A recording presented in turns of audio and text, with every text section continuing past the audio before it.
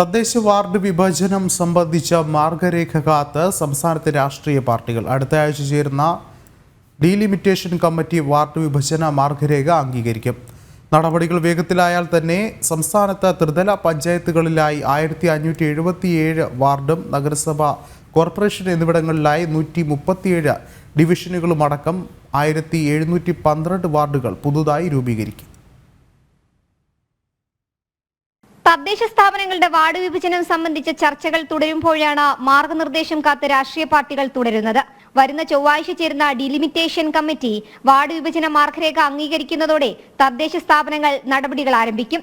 ഓരോ തദ്ദേശ സ്ഥാപനങ്ങളുടെയും വാർഡ് വിഭജന ചുമതല അതത് സെക്രട്ടറിമാർക്കാണെങ്കിലും രാഷ്ട്രീയ പാർട്ടികൾക്ക് ഇതിൽ ഏറെ നിർണായകമാണ്. വാർഡുകൾ തങ്ങൾക്ക് അനുകൂലമാക്കാനുള്ള ശ്രമങ്ങളും അണിയറയിൽ ഉണ്ടായേക്കാം. ക്ലോക്ക് ബേസിലാണ് വാർഡുകൾ ഉണ്ടാവുക.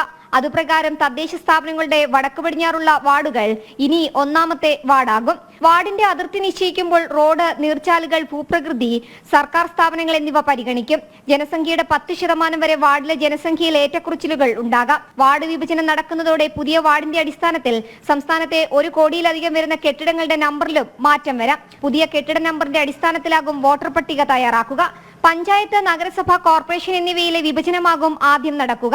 ശേഷം തദ്ദേശ സ്ഥാപനങ്ങളുടെ വാർഡിനെ അടിസ്ഥാനമാക്കി ബ്ലോക്ക് പഞ്ചായത്തിന്റെയും ജില്ലാ പഞ്ചായത്തിന്റെയും വിഭജനം സാധ്യമാക്കും. സംസ്ഥാനത്ത് ത്രിതല പഞ്ചായത്തുകളിലായി 1577 വാർഡും നഗരസഭ, കോർപ്പറേഷൻ എന്നിവിടങ്ങളിലായി 137 ഡിവിഷനുകളടക്കം 1712 വാർഡുകളാണ് പുതിയതായി രൂപീകരിക്കുന്നത്.